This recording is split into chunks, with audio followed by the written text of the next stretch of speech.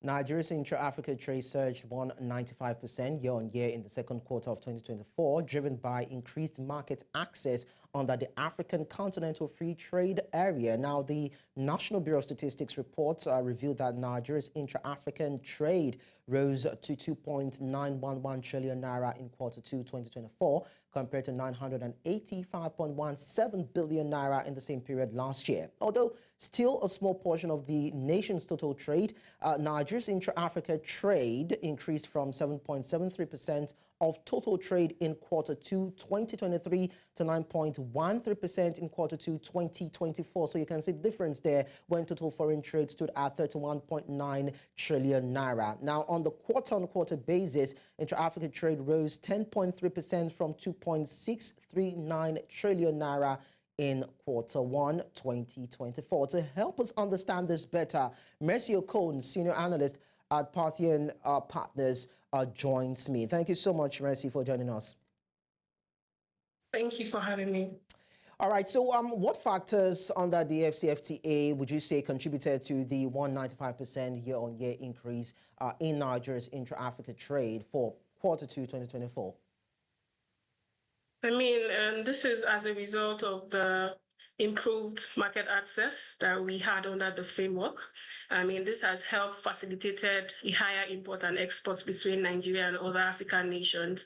However, when you're also looking at the driver of this growth, we also need to look at the fact that we're talking about the growth in terms of value. And this simply means that the devaluation in Naira could also be a major contributor to this. And lastly, we've continued to see a rise in our import levels in Nigeria over the period. And this is as a result of the shortage in production in the country. So these are the key factors that I would say has contributed to this growth that we've seen within this period. All right. Now, of course, Nigeria seems to be benefiting from the goal of the African Continental Free Trade Area. And just as you've said that, by the time you compare it with other African countries, it seems to be pushing a narrative. But I'd like to find out if Nigeria is actually, the apex, of the benefits as we're seeing as regards the AfCFTA coming into play. Are there other countries that are also pivotal in this drive that we are seeing? Yes, well, we've seen some level of increase as a result of the access that we have on this platform. It's important to note that some other African countries have also seen growth, right? If you look at South Africa, if you look at Kenya, if you look at, some other country, you would see that there's been growth. And this is because of the high competition faced by Nigeria and other of these African countries. And this is because, you've had most of this country who are more, who have created some level of impact for themselves. So, and I believe that the result or the reason why Nigeria is still facing some level of challenge when you're comparing it to other African countries is because we still have challenges around our infrastructure. There's still some level of insecurity across borders, and then we also need to move towards diversifying away from, looking away from the oil sector towards expanding our other industries like the manufacturing and industrial sector as well, to create some level of impact for ourselves or enhance our position in the intra-African trade dealings. Okay. Now, earlier on, you talked about the market volume and, of course, the devaluation of Naira as part of the reasons why we've seen a bit of appreciation as it operates in terms of the dividends coming to Nigeria, as it were. But I'm wondering, how does that now affect the local markets with these trades going on? Because we see that Nigeria also imports more of the commodities needed for domestic consumption from other African countries. And so the good thing is, from the growth that we've seen so far, we are starting to see some level of diversification in terms of trade partnership. From history, the historical pattern has been that Nigeria's trade is, heavily oriented towards non-African country. But now, because of the pressure, the inflationary and the depreciation pressure on our currency, we are seeing businesses trying to look for alternative means in sourcing for goods and services. So what I'm trying to say is that because of the pressure on Nigeria, on the naira, right, it's sort of more expensive to import from non-African countries. So we're starting to see businesses shift towards an alternative and affordable means of sourcing for goods, which is why you're seeing the growth in the transactions between Nigeria and other African countries. So then can the rise in Nigeria's intra-African trade be sustained in the coming years? Yes, I believe so, provided that there are measures put in place by the government to sustain this growth. And one of those measures will be that we ensure that we have a full implementation of this AfCFTA agreement, because it's still undergoing, it's still in the implementation process.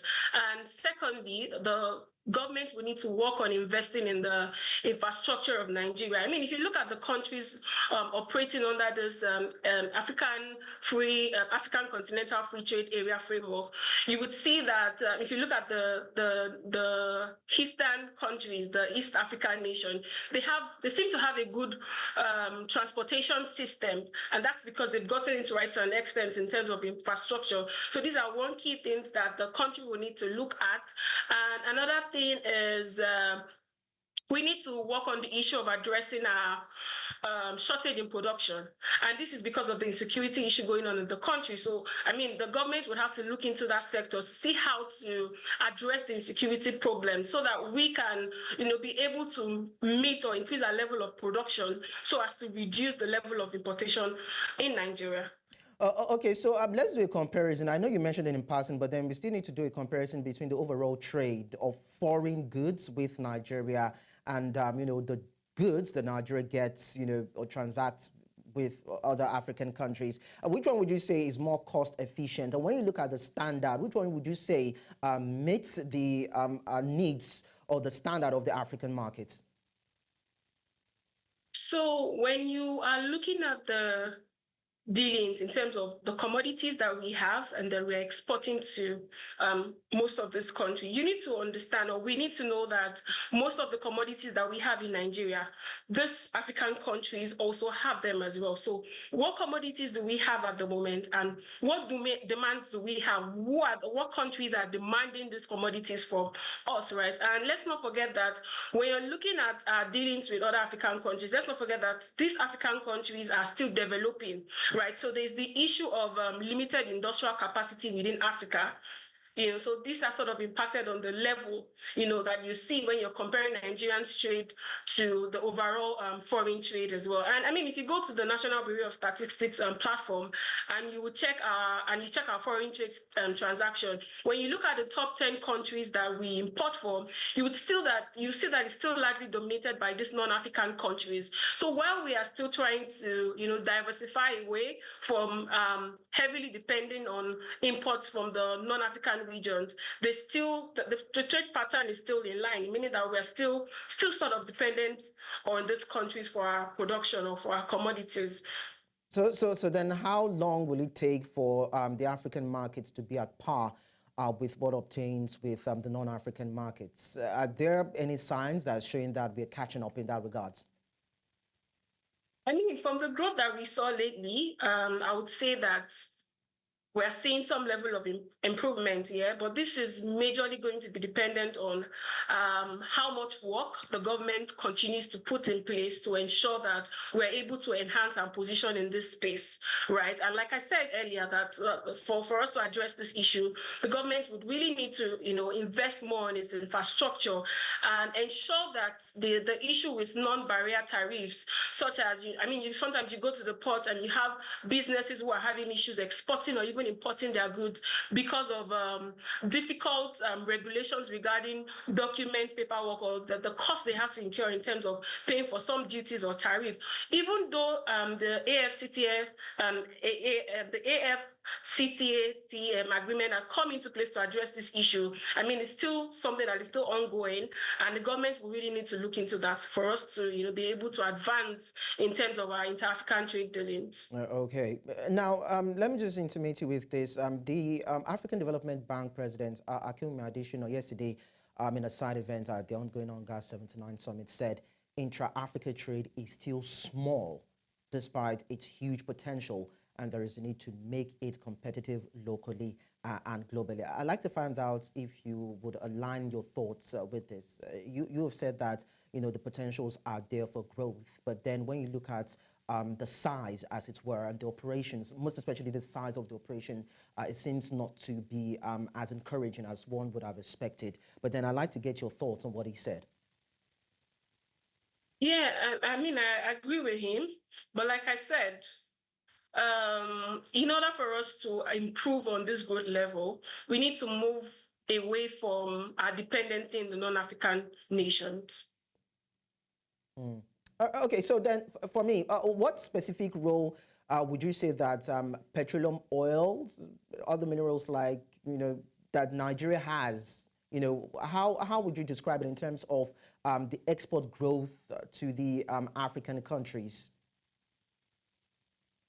Okay, so I would say that when you're looking at our petroleum product, I would say that it has played a crucial role in Nigerian export growth to African countries, and this is because a significant portion of our revenue come from this, right? And it has also helped us position ourselves as a critical energy supplier. And at the end of the day, this has helped us foster our trade relationship and help also facilitate our economic development.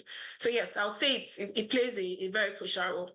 You've said there's a need for diversification, and we see conversations around the world moving away from fossil fuel to renewable energy. Of course, does it seem as though the Nigerian government is really critical as regards looking at alternatives, because the bulk of revenue that we have still comes from the export of crude and petroleum resources, if I could put it that way. Let me just say the oil and gas sector. But then there's a need for a shift looking at the impact on the climate. Are you convinced about the trajectory or the focus of the Nigerian government in this? I am, but I would say more work needs to be done in that area. I mean, we really need to work on investing in other industries, especially the agriculture and the manufacturing sector. And I think for that to be done, I would like to think that or say that one major problem facing the agricultural sector right now is the issue of shortage in production. And like I mentioned earlier, this is because of the insecurity issue in the country. So while we are looking, or while it seems as though most of our revenue or is coming from the oil sector, we need to be very intentional about investing in all of these other industries that I talked about for us to really see proper growth. All right. So then, what measures do you think can be taken now to increase Africa's exports, so to speak? You've talked about Nigeria, but then let's look at it from the angle of the continent, because we know that Africa is a heavily, when you talk about import dependence, it's actually heavy on the side of Africa, and the potentials are there. So if we look at it from Nigeria and we understand the bottlenecks, then what are the challenges for Africa? Because we've seen African leaders go to UNGA and talk about the various steps that they've taken, but we've not really seen, the criticalities in terms of operations or things being done when it comes to implementation on the continent as regards opening up the vista when it comes to what it can deliver in that line. So I would say that the African government would need to work on putting measures in place to ensuring full implementations of policies that are being rolled out to encourage export. That's one. Two, I'll also say there is a need for us to encourage local demand for our own product. I mean, we've had cases where we have businesses or even individuals who are a little biased with their consumptions. You'd have cases where you see individual would rather import from or buy things from foreign companies because we believe that they seem to meet some level of standard, right? So in order for us to put pressure on our companies to do better in terms of production and to increase exports, we need to encourage local demand for our own product. And we also need to work on addressing addressing the issue of production shortages as well. We need to invest in our industries. We need to, try to improve our infrastructures, try to improve our transportation network. We still have, inefficient port systems in place. So we need to be able to do this in order to facilitate trade. And we also need to have better logistics in place to, reduce costs and improve the efficiency of moving goods across these countries, these African countries. So do you think something like a single currency could suffice in all of these conversations that is playing up on the continent? We've seen the African leaders, kept quiet. They've actually been quiet as regards this. This has actually played up a couple of years back, but they seem not to be talking about it again. Having a single currency, having a single market to actually, help grow the indigenous African markets. Do you think that could help? Yeah, to an extent, I think that was one of the reasons why the AfCFTA agreement or framework came to play, to create a single market that allows businesses and countries, move goods and services at a lower cost.